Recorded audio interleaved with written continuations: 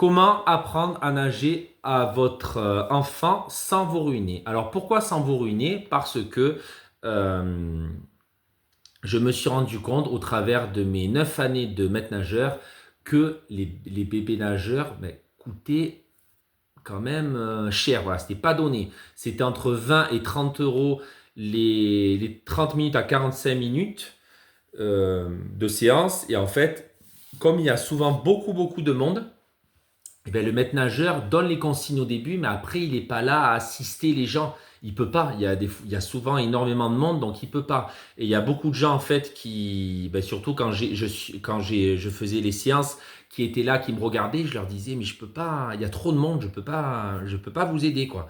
Et donc, après, je leur expliquais quoi faire, tout ça. Mais voilà, ils étaient délaissés, il y en a qui revenaient plus, tout ça.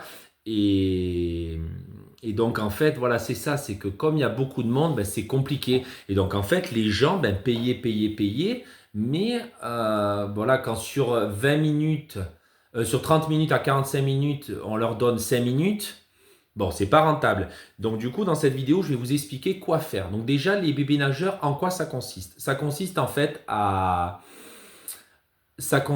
travailler les 4 éléments fondamentaux de la natation, qui sont l'équilibre, la propulsion, la respiration, l'immersion, à travers des jeux. Parce qu'en fait, à cet âge-là, entre 6 mois et 3 ans et demi, c'est plus le jeu. Ils sont dans le mimétisme, ils vont vouloir faire la même chose que vous.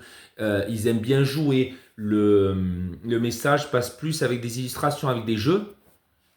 Et donc, en fait, c'est important de faire les bébés nageurs pour que le bébé puisse se mettre en sécurité. Pour que comme ça, ben, à force de répéter les choses, il sache souffler, il sache s'allonger sur le ventre, sur le dos, il sache se déplacer, il sache,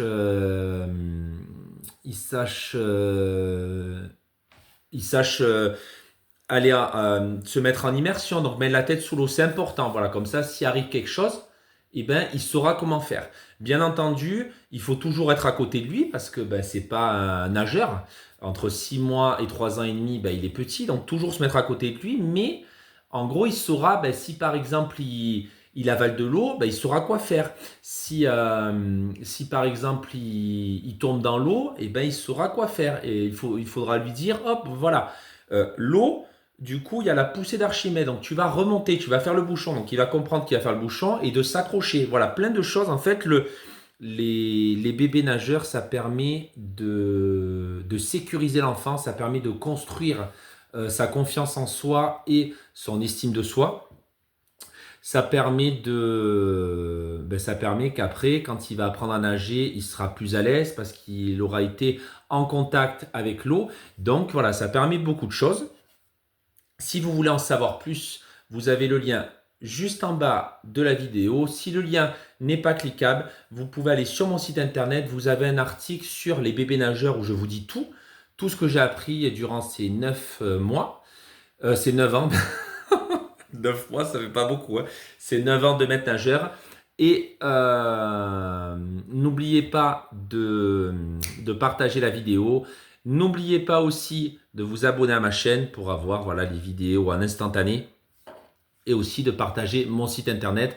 J'espère que j'ai été explicite, que j'ai été concis parce que c'est compliqué d'expliquer en pas beaucoup de temps les bébés nageurs. Mais en gros, les bébés nageurs, ça permet à l'enfant d'être plus à l'aise dans l'eau, de ne pas avoir peur de l'eau et voilà, de se tester et de se mettre en sécurité. C'est sûr qu'à 6 mois, ben, en sécurité, c'est compliqué. Quoique si vous mettez les brassards, oui. Après, tout seul, non, ils n'ont pas encore l'équilibre. L'équilibre, c'est à peu près vers 5 ans, ouais, 4 ans et demi, 5 ans. Donc, c'est juste que voilà, avec les brassards, eh ben, l'enfant peut tomber la tête du coup devant et on peut se noyer avec des brassards en tombant la tête. Donc du coup, le fait de lui expliquer, il faut expliquer les choses par des gestes, mais toujours l'œil sur votre enfant et toujours une main au cas où. Voilà, il faut pas penser, le téléphone reste là où il est et c'est vraiment concentration extrême sur l'enfant quand vous êtes dans l'eau. Voilà, c'est tout pour cette vidéo. N'oubliez pas de cliquer sur le lien pour accéder directement à mon site internet où je vous explique tout et je vous dis à plus dans une prochaine vidéo. Ciao, ciao!